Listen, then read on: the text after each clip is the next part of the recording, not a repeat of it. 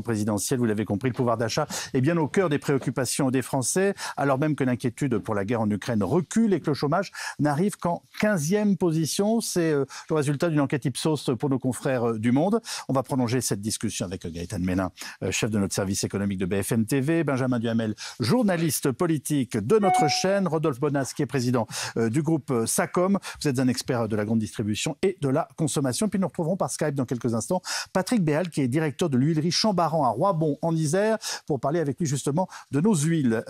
Au vu de ce que vient de nous dire Michel-Édouard Leclerc, Gaëtan, est-ce qu'il faut s'attendre au pire en termes d'inflation ? Il l'a dit, on n'en est qu'au début finalement, on le voit bien, l'inflation est très importante en ce moment, elle est de 4,5%, mais si on compare par rapport à d'autres pays européens, on est face à des taux d'inflation qui sont littéralement astronomiques, plus 20% par endroit.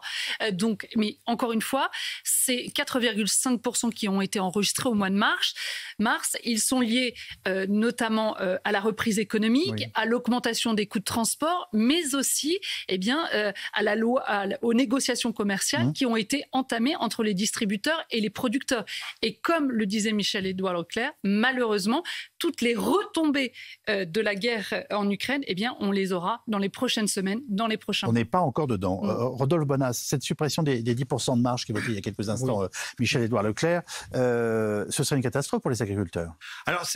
Alors aujourd'hui, on a beaucoup de mal à l'évaluer. Figurez-vous que c'est une loi... Donc vous comprenez qu'il attaque sur ce... Oui, je comprends parfaitement. Voilà, il faut que Bruno Le Maire se réveille alors. Oui, tout à fait. Pourquoi ? Parce que, en fait, il y a eu une disposition gouvernementale qui partait d'un vœu pieux en disant, écoutez, messieurs les distributeurs, si on vous force à prendre 10% de marge, comme c'est vous qui négociez, cette marge que vous allez avoir en supplément, vous allez pouvoir la redistribuer. C'est la fameuse théorie du ruissellement, si vous voulez, considérant que, en redonnant de l'argent, finalement en prenant quelque part un peu plus d'argent dans la poche des consommateurs. On a estimé que ces 10%, ça représentait entre 1 et 2 milliards d'euros que nous, consommateurs, on a payé en plus. Eh bien, l'idée, c'était qu'après, ensuite, les distributeurs le rendent dans leurs négociations commerciales annuelles, ce qui n'a pas été le cas. Très étrangement, je trouve qu'on entend très peu le gouvernement nous parler en ce moment de ces problèmes d'inflation. Ils ont conscience quand même que c'est un arrière-plan important à 4 jours d'une présidentielle. Alors déjà, il y a un aspect technique qui est qu'on est en ce moment en période de réserve et que normalement, les ministres et le gouvernement n'ont pas le droit de s'exprimer sur l'action du gouvernement pour précisément ne pas influencer le processus électoral qui, il faut le rappeler, arrive dans 4 jours.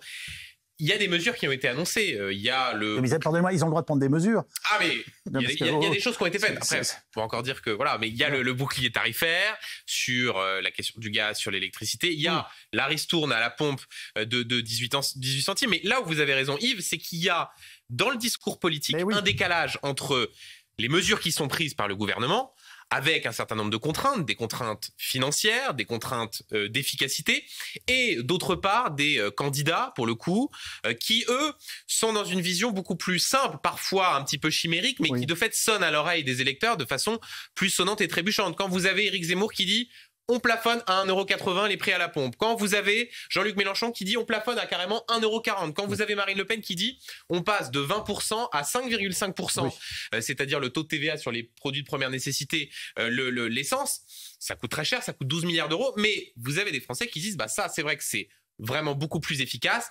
Donc c'est la difficulté pour le gouvernement d'essayer d'avoir une sorte de discours de responsabilité face à, pour le coup, des candidats qui, eux, proposent des mesures qui vont beaucoup plus loin. Il y a une forme de piège dans ce que vous venez de décrire.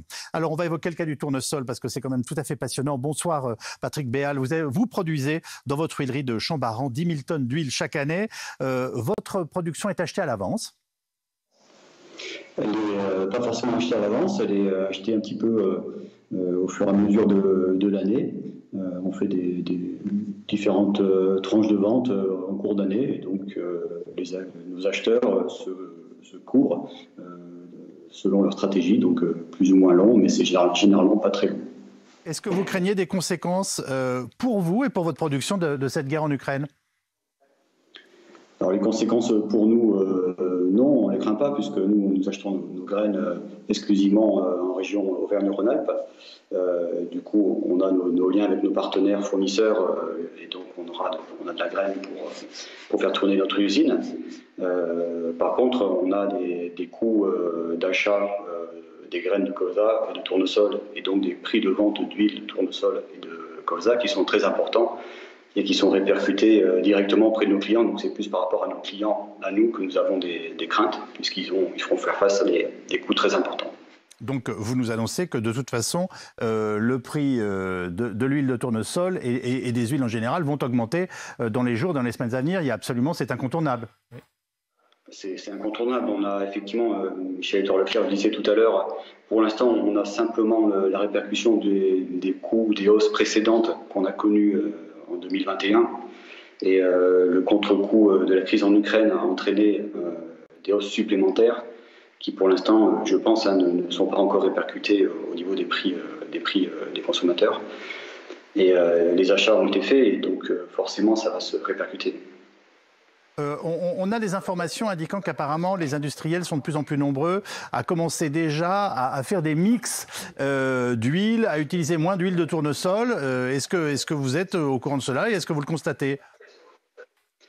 Ils ont forcément des solutions à trouver, puisqu'ils se sont retrouvés du jour au lendemain, pour certains, ceux qui avaient des contrats du moins origine Ukraine, avec une absence de possibilité de faire venir leurs marchandises. Et face à ces quantités quand même considérables, ils doivent trouver des solutions. Après, ils sont contraints aussi par, j'imagine, les cahiers des charges qu'ils ont avec leurs propres clients, avec les problèmes d'étiquetage. Donc c'est pas aussi simple que ça que de changer des formules. Donc il y a quand même des marges de manœuvre qui peuvent exister, mais qui sont contraintes. Bon, en tout cas, il est très clair que vous nous dites que vous avez la matière première, mais que par définition, elle va augmenter dans les jours et dans les semaines à venir.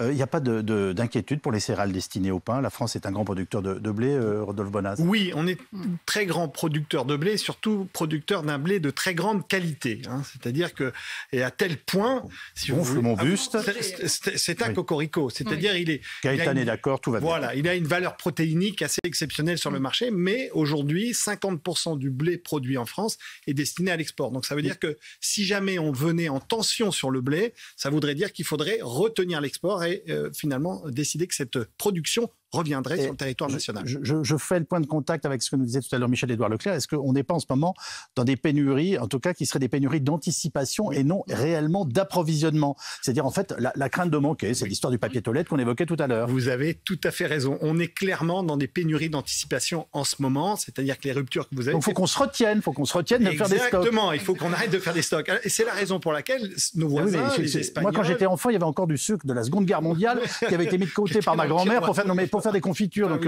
on a quand même été élevé avec ça, oui. Il va falloir, et puis en plus c'est crispant, c'est-à-dire que c'est toujours les mêmes produits, c'est-à-dire c'est souvent en effet l'huile, le papier toilette qui tout d'un coup sont des produits de stress en fait finalement dans les achats.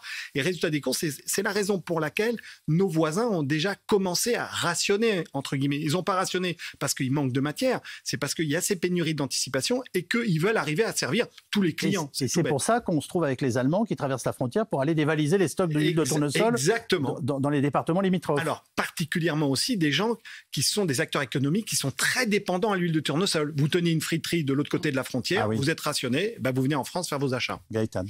Il faut bien expliquer une chose. Si aujourd'hui les prix augmentent, c'est non pas parce qu'effectivement on manque de matières premières, mais parce qu'on anticipe qu'on va manquer de la matière première. Aujourd'hui, on n'a pas de problème d'approvisionnement, mais c'est la volatilité des marchés. Vous savez, on confronte l'offre et la demande. On anticipe qu'il y aura une offre qui sera beaucoup plus faible et que la demande sera tout aussi importante. Et résultat, eh bien, ça fait flamber les prix. D'où la très forte augmentation sur certaines matières premières, même si pour d'autres, il ne faut pas non plus oublier que, par exemple, pour le café dont parlait Michel-Édouard Leclerc, on a eu des conditions climatiques qui ont été très compliquées l'année dernière et qui font qu'aujourd'hui, eh bien, la production a été moins importante. Mais concernant le blé, actuellement, eh bien, le blé est arrivé dans les pays, en tout cas où il devait être livré. C'est beaucoup plus problématique, en revanche, pour les pays d'Afrique et du Moyen-Orient, qui importent littéralement la quasi-totalité de leur blé d'Ukraine et de Russie et qui vont véritablement, eux, connaître une pénurie parce qu'il n'y a pas d'autre pays qui est en mesure aujourd'hui de leur apporter la même quantité de blé. Il y a un candidat à l'élection présidentielle, enfin quel qu'il soit en ce moment, qui a décidé de... Tout à l'heure, vous le disiez, finalement, ils nous en parlent tous. Et ça met le gouvernement dans une situation délicate, étant donné les limitations d'expression. Pourtant, on a bien compris que ça serait aussi au cœur de ce premier tour de l'élection présidentielle. Ah, c'est plus qu'au cœur, c'est la thématique qui a écrasé les autres. Souvenez-vous, il y a 6-8 mois, certains candidats, Éric Zemmour par exemple, faisaient le pari que la question identitaire, que la question migratoire allait s'imposer dans le débat public. Il disait même celui qui peut gagner l'élection, c'est celui qui aura réussi à imposer son thème. Pour lui, c'est raté parce que pour le coup, le thème qui s'est imposé, c'est la question du pouvoir d'achat. Avec d'ailleurs, c'est intéressant, dans le duel qui a opposé dans cette sorte de primaire sauvage Éric Zemmour et Marine Le Pen, celle qui aujourd'hui est en passe de réussir son pari et d'accéder au second tour, c'est précisément celle qui a fait le pari de mettre en avant les questions économiques et sociales, les questions de pouvoir d'achat, parce que les dépenses contraintes ont augmenté, parce que la question de la guerre en Ukraine est aussi perçue par les Français à travers ce prisme du pouvoir d'achat.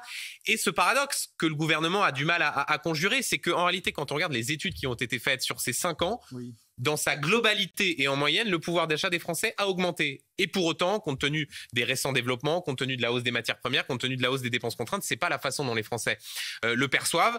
Et donc, vous avez donc une candidate, en l'occurrence Marine Le Pen, qui, au second tour, si les sondages sont validés entre Emmanuel Macron et Marine Le Pen, eh bien, risque de matraquer le pouvoir en place sur le thème. Vous n'avez pas fait suffisamment sur le pouvoir d'achat, avec cette difficulté toujours pour le pouvoir en place de répondre, dans la mesure où l'argument qui consisterait à dire ce que vous proposez coûte trop cher, ce que vous proposez est infaisable.